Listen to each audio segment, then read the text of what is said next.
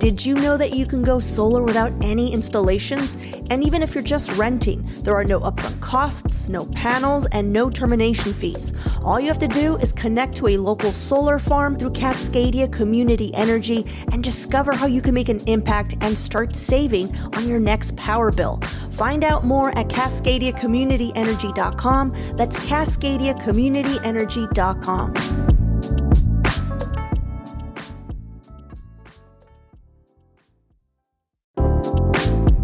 Do you have a small business that's ready for the next step, or maybe some back burner office projects you wanted to tackle this year? Spitzer Tech is a local company offering small business and nonprofits knowledgeable and friendly IT support. So when you call, you'll get a real person on the phone. No AI chatbots, no long hold times, just good service from competent folks who want to help you get back to work. They're ready to solve your problems at spitzertech.net.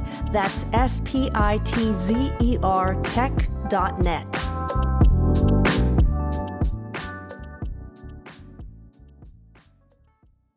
Hey, this is CityCast Portland host Claudia Meza. At the end of today's episode, we have a sponsored segment brought to you by the International School of Portland. I'm talking to Bodo Heiliger, who's going to talk with me about what makes their language immersion approach so unique and why more families are turning to globally focused education right here in Portland. So stick around, especially if you've got kids in your life, because you'll also hear about their upcoming open house on April 24th and what to expect if you go check it out.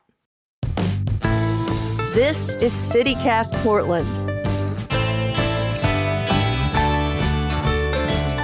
I'm Claudia Meza, and this is what Portland's talking about.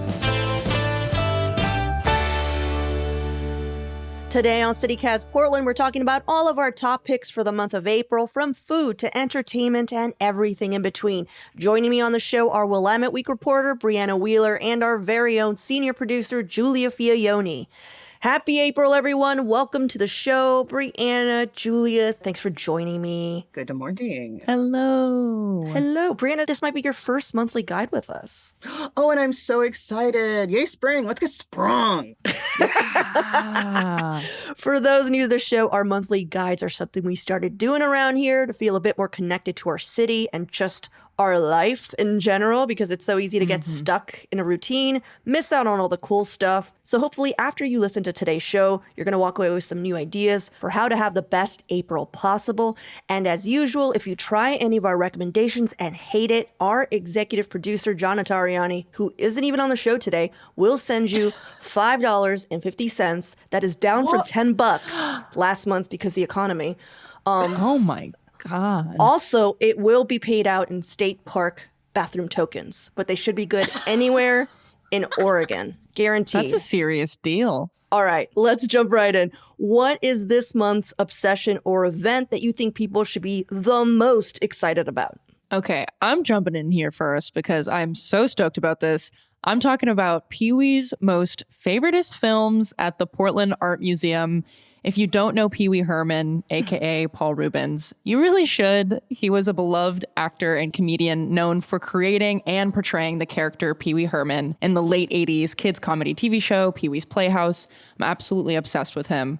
But for this event, basically, they're going to be showing 6 different films that are his utmost favorite, things that he was inspired by or just loved, playing all through April at the Witzel Auditorium at the Portland Art Museum. So starting on April 5th through 19th, you can see films like Some Like It Hot and Nashville, and even Paul Reubens' own Pee-wee's Big Adventure. Yay! I'm actually going to one of the screenings to celebrate my birthday this month, and I have this whole plan. I'm going to go to the museum before to hang out, and then after the museum, I'm actually heading to Dot's Cafe for some drinks because they recently redesigned their photo booth to look like the picture phone featured in Pee-wee's Playhouse. Nice. Right? Oh. Right? Fans of the show, I know, would be super excited about this. I am. I haven't gone yet to see it. It's just super colorful and animated.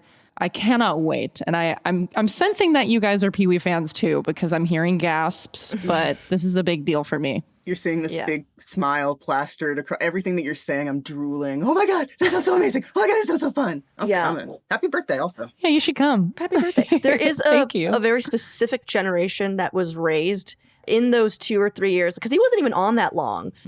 And like that was our morning television. And I feel like we are the superior generation because of it. But can I just tell you, Julie, my favorite part about Pee-wee's, your whole discovery is when you explained him to me at a dinner. I know, that was early on in my love for it. I was like, so cute. Does anybody know about this? I know, because she's in her 20s. So she was like discovering something new. And like my partner and I, who grew up, Pee-wee heads, were just like, And we just let you and your partner tell us all about Pee-wee Herman. And it was the cutest thing. I mean, it was one of those things where I was like, this is adorable. I love it so much. So I'm so glad that you continued to be obsessed with Pee-wee Herman. So now I feel like you're part of the superior generation. So welcome, Julia. Thank you. Claudia, you really did God's work when you didn't tell her. Come on now. We know. We know. And you just let him go on and on, didn't you? Yeah, I did also tell her, like, girl, come on now. But like, when someone is so excited to tell you something, like it doesn't matter if you're just excited to be there too. And that's what it was. Of course. Yeah. What about you, Brianna? Ooh, I'm so excited for the Fertile Ground Festival of New Works. Pew, pew, pew, pew. Multi-week performing arts festival. It's taking place all throughout the Portland metro. And like, honestly, it's like low-key Portland's like Fringe Fest. It's unjuried, but it's kind of like a Fringe Fest. It's like this perfect encapsulation of what Portland kind of like brings to the global creative class. I mean, you're going to get kind of obtuse about it, but it's all stage performances mostly. It's super weird, super gay, super alt, super serious, super silly. It's everything. It's everything that a theater nerd could ever want. And it's been happening for 17 years. And get how cute this is. It's going for 17 days because it's been 17 years. Oh my God, is that not the cutest thing ever? Right. 100 productions, almost 100 productions, readings, musicals, plays, puppet shows. Okay, but this is what I am specifically excited for. Of the 100 shows, of which I went through all of them, to pick like a few that really, really sing to me. And let me tell you, most of them sing to me. This is going to be an epic year for Fertile Ground. Just putting it out there now. Okay. But I'm super excited for Igniting Desire, erotic stories from the second half of life. Oh my goodness. It's a curated storytelling program that's centered on mature feminine sexuality. Okay, so as a middle-aged woman of a certain age who is kind of navigating a new frontier of womanhood, this does speak to my interest. So you guys can check that out. Echo Theater. There's also a production called My Gay Grandfather Was Abducted by Aliens and Other True Stories. I gotta see that. That's the true story. That sounds for sure. awesome. Relevant to my interest because, fun fact, my son has a gay grandfather. Two, in fact, because my dads are gay. I do not think that they are alien abductees, but I don't think that that's going to detract from my enjoyment of this production. Can I say that for the longest time, I thought 50 Shades of Grey was that production. I thought 50 Shades of Grey was about a middle-aged woman finding her sexuality, and it was a cold awakening when I figured out what it was. Slapped you right in the face. Oh, gross. 50 Shades of Grey. You know what I mean? Like I was like, oh, it's a play and like a play on words. And the whole time like that movie was being promoted, I was just like, why is Dakota in it? That's so cool. I've never been to Fertile Ground, heard about it, didn't know it was so long standing. Right. I mean, there's so many performances. So many. I think one might just hit me in the face. Yeah, so I might just go. Well, don't 50 Shades of Grey it. Damn. No, it would hit me in the face. There's something for everybody. Yeah, totally. So April brings a few legacy events in our region, like the Wooden Shoe Tulip Festival and, egg hunts, all that. But what I'm most looking forward to this month is the yearly return of the Tufted Puffins at Haystack Rock and Cannon Beach. If you've not heard of the seabird, Tufted Puffins are known for their distinctive yellow tufts that grow from their heads. This particular species, it doesn't really live in our area. They're more common in Alaska and British Columbia. So we're so lucky that Haystack Rock is one of the Tufted Puffins' regular roost and has become the best place in Oregon to see them. And they'll be having babies until early July. But if you want to learn more, I know. That's what roosting means, girl. But if you want to learn more about them, on Saturday, April 18th, Haystack Rock Awareness Program and Friends of Haystack Rock are hosting a free Welcome the Puffins celebration event that is going to take place way too early for Portlanders to make the trip unless they leave at like 6 a.m. or make it a weekend trip. But if you're in the area, 7:30 a.m. to 10 a.m. on Saturday, April 18th, They're going to have binoculars, activity tables, games for kids and adults to learn more about the birds. Another Puffins-related event to stow away for later are when the pufflings are born. That's the newly hatched puffins. They're called pufflings. And can also be seen at Haystack Rock from late June when they hatch through early August, when they actually leave under the cover of darkness to avoid the praying eyes of bald eagles. So something to put on your calendar. If you want to bid them farewell late summer, you got to see them hatch in April, and then you just hope they don't get eaten as they fly away. Oh, the drama. I know, it's awesome. They give you binoculars too. I'm looking at an up-close photo of a puffin right now, a tufted puffin. And my favorite thing is how it looks like they have like a ring of orange eyeliner. It's so fabulous. Diva! All right, well, let's take a quick break here. And when we come back, our top picks for what to eat, what to drink in April.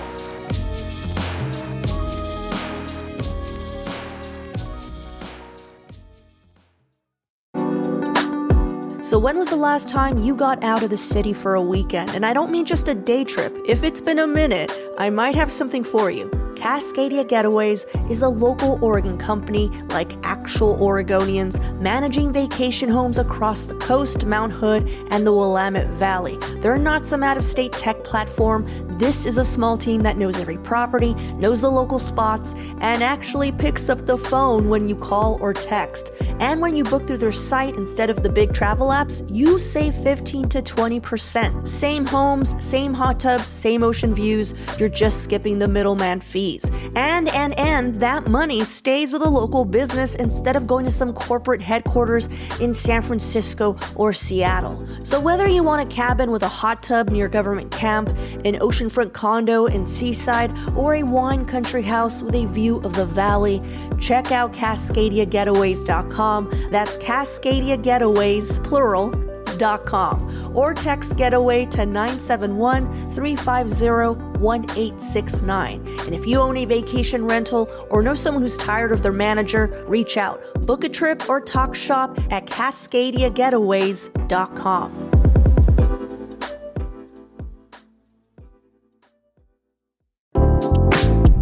If you're looking to explore our beautiful coastline before the crowds hit, Newport, Oregon has some new places to stay that might be of interest to you. The All Red is family and dog-friendly, just steps away from the beach. You can enjoy nightly fire pits, the pool, and sauna. They also have an on-site restaurant, making traveling with kids a little easier. Hotel Sylvia offers something quieter with oceanfront views, shelves of books, and a setting that feels like an old eclectic library. You can channel your inner sexy librarian and really settle in. The Louis gives you a more boutique experience by greeting you at the door with lo-fi jazz and a wall full of records waiting to be played. There's also private saunas and hot tubs that invite real rest. It's also only steps away from the historic Nye Beach Arts District, where you can easily grab a nightcap before bed. You can learn more about these lodging options and plan your next getaway at discovernewport.com/citycast. That's discovernewport.com/citycast.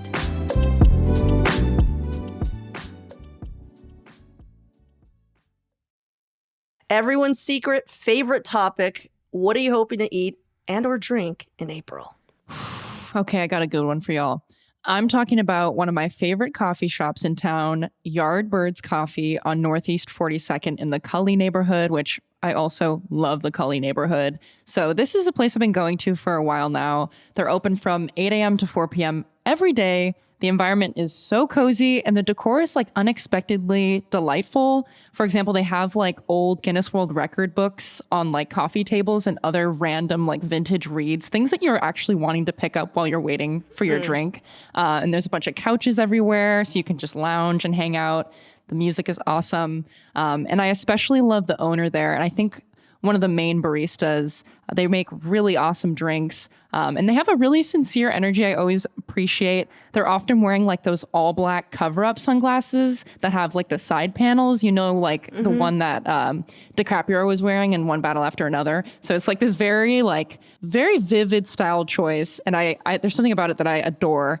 But if you go, you have to get the pastries. They have these amazing homemade chocolate chip cookies. And they do these like sesame seed, spinach, and feta croissants. And And they have a drive-through too. So if you don't have time to go inside, you go right through the drive-through, say hello, get what you need. It just feels like a genuine neighborhood spot. And it's really quite a gem. Nice. Brianne, have you been? I've not been. I have not been inside, but I drive past it on my way to the gym like 3 times a week. Yeah. Oh, so you've seen it. Oh, okay. So it exists. I just needed a confirmation. So Julie wasn't just making shit up. Yeah. What do you think? I'm lying?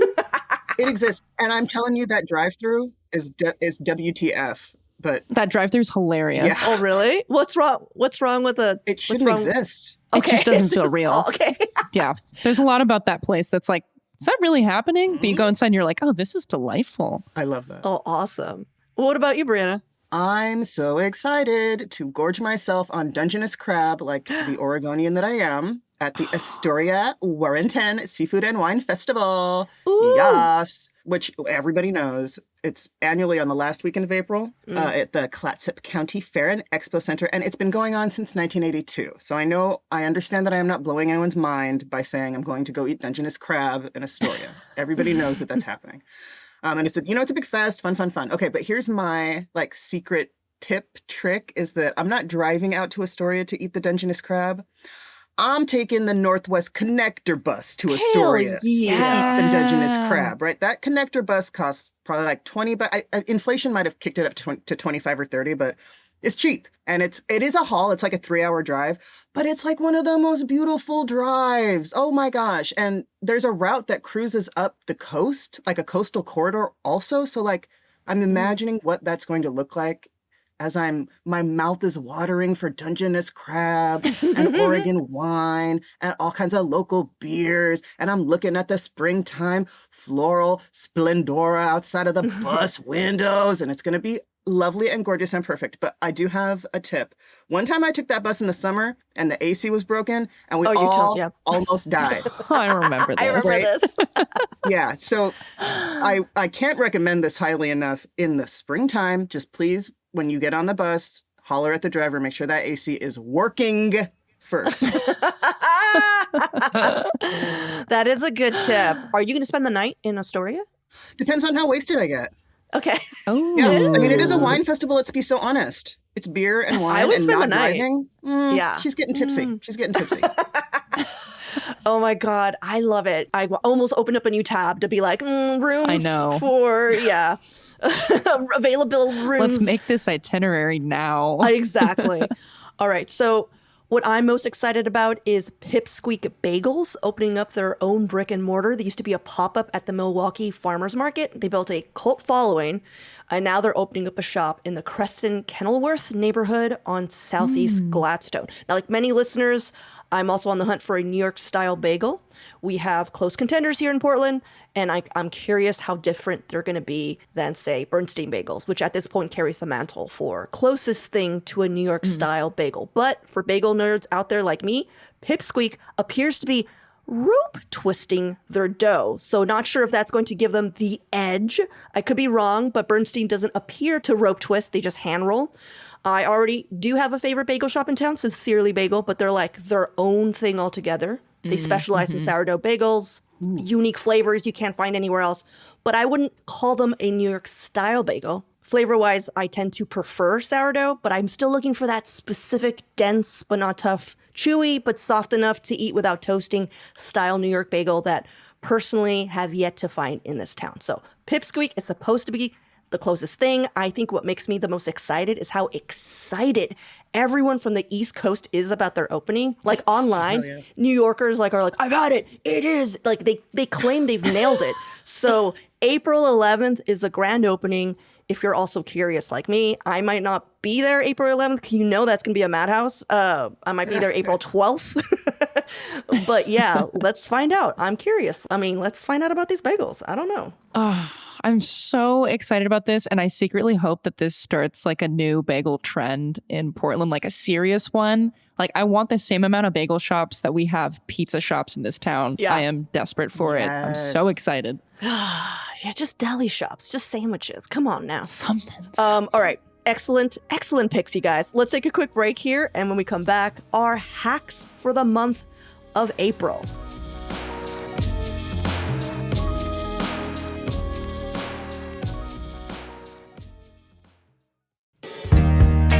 Whether you're already renting your vacation home or considering it for the first time, Casago Central Oregon Coast is ready to help you get the most from your investment. As part of Roofstock, they combine the power of a national platform with a kind of deep local knowledge that only comes from truly being here. It's kind of the best of both worlds. Their team is passionate about creating exceptional guest experiences that showcase everything that makes our coast so special while giving homeowners the trusted hands-on partnership they deserve. Visit vacasa.com/Oregon ad to get started. That's Vacasa, VACASA.com/Oregon ad.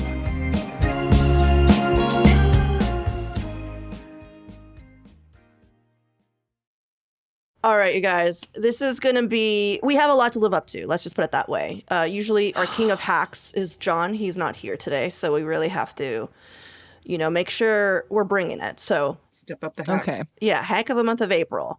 Okay, I think I'm going to bring it with this one. So, if you're looking for an uncomplicated way to weigh in on our city's priorities this year, I have the perfect opportunity. I'm talking about attending a Portland City Budget Open House event. We're getting serious. So, Okay. This is where you'll be able to meet with neighbors in your area and local leaders for a quote, casual drop-in open house to share your thoughts on Portland's future. District councilors, Mayor Keith Wilson, and our city administrator, Raymond Lee, will actually be there hanging out and chatting with folks. So you could really show up prepared and wow them with your ideas for our city. Oh my God, please don't do that. I'm sorry. I don't know. It's almost like Keith Wilson took over my body. Sorry, go on. You're speaking on behalf I of was like, Keith. oh, what's going on? It's like the city council just, no, yes, of course, bring your ideas. Go on, sorry. The whole point is for Portlanders to have a chance to really engage with our city's budget process because if I'm remembering correctly, all that stuff is getting confirmed in May. There'll be a number of stations there at the event focused on different city priorities just for you to stop by and see what's going on, things like housing and homelessness, arts and culture, environment and sustainability. And you can just bop around. There's no formal programming. You don't have to stay the whole time. And there are multiple days at various locations around town to join in on. Unfortunately, the District 2 open house is already passed. That's but my district. I know. I knew you were going to be upset. I can't believe. I don't know. You could probably squeeze in a District 4. I They're cannot not believe, gonna Julia. know. I can't believe you held. She didn't tell me, you guys. She was totally just like, you know what? We already know what Claudia thinks. I tried to get through it quickly, too. But, there are still meetups for districts 4, 3, and 1 in that order. I don't know why they chose that order, but they're right around the corner. We're going to throw a link in the show notes for the dates and times and locations, but I did want to flag that District 4's open house is this Saturday, April 4th. It's starting at 8 a.m., and it's at a spot on Southwest 5th Avenue. I would say go on the city website to check it out to make sure to know that you're going to the right place. But I was really excited to see this. I feel like folks are so eager to get their ideas out there. And I feel like the more people we have just voicing their concerns, the better our new system works with how many counselors we have involved. So this is really cool. Yeah, please guys, get involved. And listening to the show is great. It's a good start. Writing in, awesome. But talk to the people who are actually doing the thing. And y'all have good ideas. Yeah, you do have good ideas. It. Yeah. Mm-hmm. What about you, Brianna? Oh, my spring hack. That's a preview. My spring hack is to indulge in raw local honey, all of the raw local honeys that Portland has to offer. And this is the way I fortify myself against spring allergies. And I know, Claudia, I see you already giving me the side eye. I know the science of this is shaky. I see I it. didn't give one eye. I've seen I was smiling. I'm sorry. I'll It's a stop. spiritual side eye. Brianna's looking for a fight. I know. I was totally like, you know what I was thinking quite literally, Brianna? Oh, I love honey. But anyhow, go on. Oh, okay. Sure. She's lying. Cool. Thanks. So, okay, the science is shaky. I'm admitting that. But there is at least one PubMed article supporting this conceit that honey ingestion at high doses improves the overall and individual symptoms of allergic rhinitis. Okay, Claudia? Okay. Okay, you all know it. The idea that exposure to a bee's processed pollen kind of immunizes folks against the same local allergens. So right now in my kitchen, I just have generic organic from Gross Out. But in the coming weeks, I am stoked to be stocking up on hyper local honeys because I believe it. I believe in the power, and the belief is powerful. And it's like maybe not as powerful as air purifiers, but that is beside the point because my belief will save me from the wrath of allergies. So anyway, my favorites are Oregon Super Bloom honey. You can get that at the Alberta Co-op. That's my closest outlet for it. It's like $12 for 8 ounces, and they've got hives in Northeast Portland, super hyper local and specific to my neighborhood, so protection in my nose, thank you. Bridgetown Bees is also a Northeast producer. And between $12 and $20 for like a variety of sizes, but this is the one. This is the one. If you can get your hands on it, this is the holy grail. It is a limited micro lot release from Jacobson Salt. Remember, they used to have hives all over the city. Yeah. So it's Portland Riverfront raw honey from their hives at Zadell Yards. And that is going to be pricey. It's very, very, very hard to find. But if you are about that raw honey life, you really can't beat that limited release. So I'm not a doctor or a scientist. I just want to eat honey straight. And spring kind of gives me that perfect excuse to do it without judgment. Right. Riverfront honey. For what it's worth, I haven't really had a spring allergy since I started this honey protocol. Dang. That is impressive. Riverfront honey. That sounds serious. That sounds like it'll immunize. That's Let's a word. make up words. Sure. Let's make up words. Like it'll give you strength against algae blooms. That I'm just putting it out there. That might actually just throwing it out there. Guzzle down a jar, go for a dip. Come on. Yeah, down a jar, go for a dip. If anything happens, it's who is it? Jacobson Salt? Yeah, I'm pretty sure. It's the Zadell Yards fault if anything Zadell happens. Yards. Okay, you know what's crazy is my hack for the month of April is adjacent to yours because I have allergies. And I just learned that you could easily clean out your own furnace or AC ducts yourself and that it's actually not at all labor or time intensive. Just Google or YouTube it. All you're going to need is a vacuum with a long extension and a dust mask and goggles if you're as sensitive as I am. For those who live in apartments or houses with duct-style HVAC systems, especially if you have pets, you might not know, but they get filthy, especially after heavy winter use, and they're not self-cleaning like I thought. I just thought that shit was getting blown out, you know? Seems like it stays in there. So, of course, you can also just hire someone to do it, but if you rent, ask your landlord or super to see if that's something they can do for you. And don't just go dismantling your furnace or AC. Look it up first. Aside from switching out your filter, all you're going to need access to are the ducts accessible from your house floors or walls to clean them. You don't have to do anything crazy. I know it sounds like a big duh, but it's something that hadn't crossed my mind to do. And I own a sheddy dog. I have terrible allergies, as Julia knows, all the time inside my house. My eyes are itching. I remember once Julia was like, have you thought about switching out your filter in your furnace? And I was like, what? Because like I couldn't open my eyes one day. It was serious. And I was like, all right. And I figured it out. And I figured out my filter was anyhow. Did you try rubbing honey? I think I will. Rubbing honey in the eyes? The Willamette River honey. My desk is pretty much above a duct. So, you know, as someone who suffers, y'all just clean out your ducts. I certainly relate to this too, but I know, catch me in 2 weeks, I'm still just going to be sucking on honey sticks and not touching my vents at all because, you know, it's more fun. That's science. Oh my It's God. science. You know what? Let's figure it out. Someone suck on honey. Someone clean out your vents. See what actually See how it goes. Oh my God. Well, you know what? I think we did it. I think we gave out some good hacks in April. If anyone has better hacks, we want to hear them in April. I'm like, in April, don't give me no November hacks. I want to hear no December hacks. But yeah, you guys, thank you so much for hanging out with me. Brianna, love to have you on again. That was awesome. Lovely Thank as you. always. Yeah. And if anyone out there tries any of our stuff and you want to give us feedback on it, portland@citycast.fm. We'll forward it to John if you need that refund. It's going to be awesome. I also just want to know what you're doing in April. Like, did we miss something? Tell us. All right. Bye, you guys. Thank you. Hey, Claudia here with Bodo Heiliger, the head of the International School of Portland, a school downtown that's been helping kids become fluent, curious, and globally minded for 35 years. So, Bodo, like for folks who may not be familiar, because I know I wasn't, what makes ISP different from, say, other schools here in Portland? Sure. Thanks, Claudia. 35 years is kind of a big deal. And what makes ISB special is that we've always believed kids are capable of extraordinary things.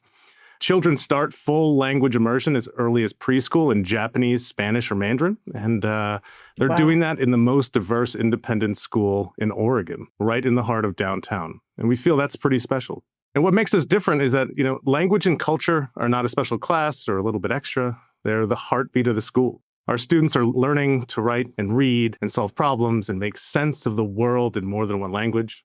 They're also learning how to listen and how to connect and how to move through the world with curiosity and confidence. And I feel like the global piece is real right now. About 80% of our faculty and staff grew up outside of the United States, and that matters. Mm-hmm. Kids are not just reading about the world. They're learning from people who have lived it, who have loved it, and bring it into the classroom every single day. And then we're right in the heart of downtown Portland. We stayed when others have left, and we've stayed because we believe in Portland. We believe kids should grow up connected to beauty, to grit, to creativity, and the possibility of real urban community. It's really funny. In the spirit of true Portland, our absolutely beautiful early childhood building was once an old auto body chop shop where the smell of motor oil and sweat have been transformed into Play-Doh and playfulness.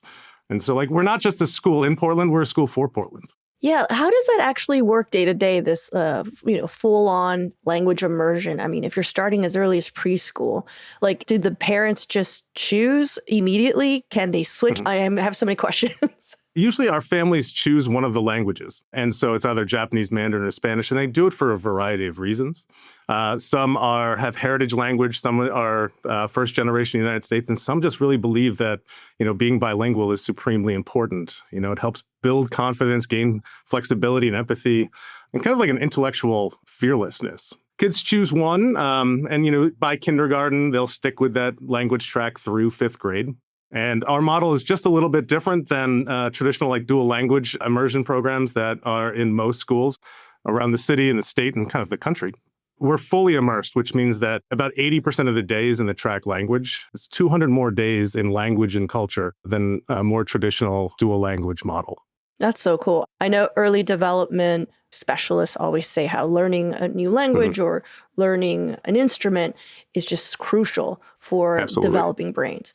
And I read somewhere that graduates from your school go on to be leaders in their high schools and colleges. 1 year, 4 out of the 8 Portland public school valedictorians were from ISP. That's a pretty impressive number. Absolutely, yeah. Something that really stood out, as you were saying, is how diverse and globally focused your community is.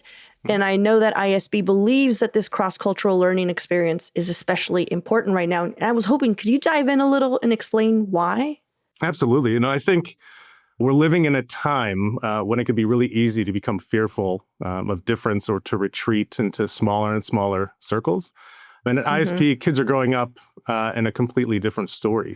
Difference isn't scary here. It's normal. It's joyful. And that matters because it teaches children something deep in their bones. The world is big. People are different. And that is not a threat. It's a gift. And our kids are learning how to cross bridges and not build walls, and how to ask questions instead of making assumptions, and how to belong to one another even when they are not the same. And honestly, this is the kind of education the world is begging for right now. Yeah. You're making me wish I could go back in time and enroll myself. That's awesome. Well, you've got an open house coming up on April 24th for families thinking about fall enrollment.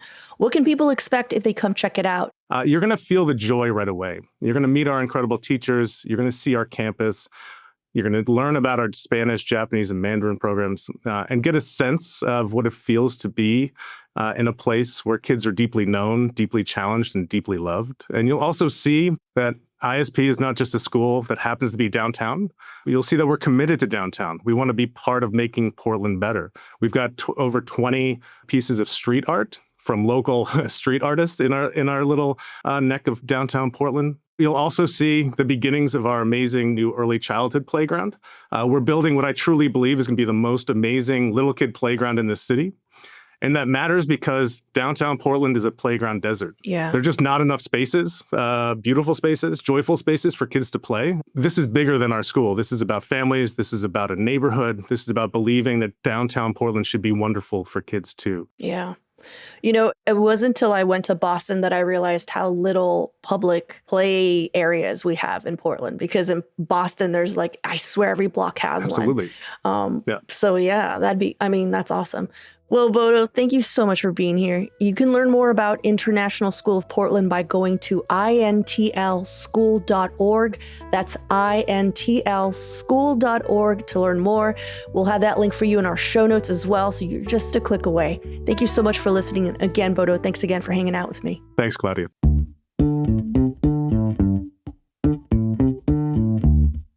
That's all for today here on CityCast Portland. Thank you so much for listening. If you enjoy the show, share it with a friend, or even better, rate and leave us a review. And don't forget, you can support this show and get great perks by becoming a CityCast neighbor. Just visit membership.citycast.fm. We'll be back tomorrow morning with more from around the city. Until then, see you at Slim's.